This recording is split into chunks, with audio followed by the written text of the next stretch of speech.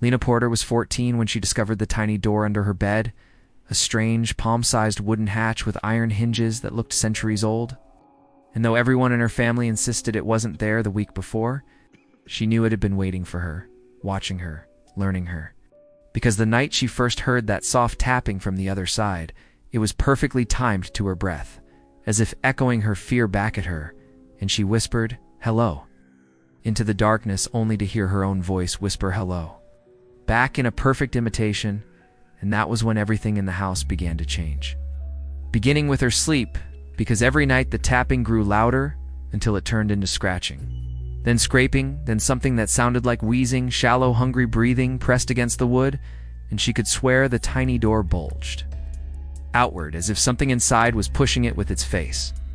Then on the 8th night at 3:08 a.m., the lock snapped by itself, and the door creaked open, revealing nothing but pitch-black space beneath her bed, as if the opening stretched into a place that didn't belong to this world. And out of it crawled two creatures so thin they looked like shadows peeled from the wall, with skin like wet parchment stretched over sharp bones. Arms too long, fingers too many, and eyes that were just hollow black circles absorbing all the light in the room. And as they unfolded themselves like broken puppets and slowly approached Lena, she froze, unable to scream, unable to move, feeling their cold fingers touch her cheeks as they sniffed her, studied her, learned her, and perfectly copied her heartbeat. And from that moment on, Lena was no longer Lena.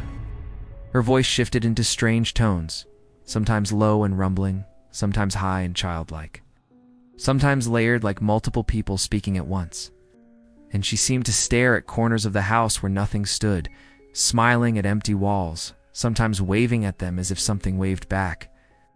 And though her family noticed the changes, no one believed in monsters, so they blamed hormones, nightmares, and stress until the killings began.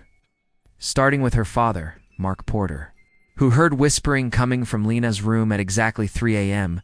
and opened the door to find her sitting on the bed staring directly at him with pupils so dilated they swallowed the color of her eyes, and before he could speak, the creatures hanging upside down from the ceiling dropped onto him, their arms twisting around his throat and spine like wet ropes. And Lena watched with an unnaturally calm expression as her father's face turned purple while his spine cracked in 3 places with a sickening crunch, the creatures bending him backward until his bones jutted out beneath the skin. And then they slid back under the bed, dragging his twitching body through the tiny door that should never have fit anything larger than a toy. Next was her younger brother Tim, only 9, who slept in the room across the hall and woke one night to the sound of that same small door creaking open. And before he could call for help, he felt something climb into his blanket, cold hands pressing on his chest as fingers folded around his mouth. And in the morning, the family found him frozen on his bed, eyes open wide in terror, mouth locked in a silent scream.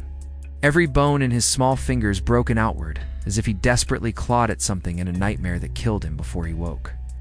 Grandmother Elise was the third woken in the middle of the night by soft humming coming from her doorway, and when she opened her eyes, she found Lena standing inches from her face with a smile far too wide to be human.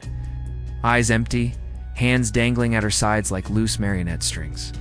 And before Elise could scream, the creatures surged from under the bed like a swarm of skeletal limbs, grabbing her ankles and wrists, dragging her off the mattress while she kicked and thrashed, her nails leaving bloody streaks on the wooden floor as she was pulled beneath.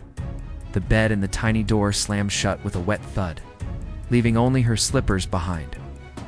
The fourth to die was Lena's uncle, Thomas, who came to the house after hearing frantic calls from Lena's mother and immediately sensed something horribly wrong, feeling a suffocating heaviness in the air as if the house itself were breathing. And when he tried to leave, the front door bent inward as if something pushed it shut from outside, windows sealed with a thick, shadowy film. And then the creatures emerged, crawling across the walls like spiders, their faces stretching unnaturally wide as they grabbed him, shredding his skin, pulling his limbs backward until his joints popped like snapping branches, tearing him apart piece by piece until only his head remained staring blankly upward. Lena's mother, Sarah, was the last adult alive in the house, and she finally realized the thing living in her daughter's body wasn't her daughter, when Lena walked past her without blinking for hours, whispering conversations with invisible beings, sometimes repeating Sarah's sentences a second before she even spoke them. And when Sarah tried to run out the back door, Lena simply turned her head, grinning, and the lights flickered violently while the creatures materialized behind her, pinning the mother to the wall with long fingers, stitching her lips shut using strands of their own skin, forcing her silent as she suffocated with eyes full of terror. Yet through all this, one person survived: Lena's 17-year-old sister. Mira, who had been away on a school trip and returned to find the house silent, the lights flickering like dying fireflies, and the smell of damp earth and decay in every room. Oh, she called out for her family, but only heard scratching from under Lena's bed, then a soft whisper saying her name. And when she knelt down, she saw hundreds of pale fingers reaching out toward her, but she backed away just in time, running through the house. As it twisted around her walls, bending like breathing lung shadows, crawling after her like spilled ink, and when she finally escaped through the window, she heard Lena's voice echo behind her, layered with dozens of others saying, "We'll come for you when you build." And Mira knew the tiny door would one day appear under her new bed, waiting, watching, learning, ready to open when she was most alone, most vulnerable, and most afraid. Because the creatures didn't kill to survive, they killed to follow, to spread, to grow.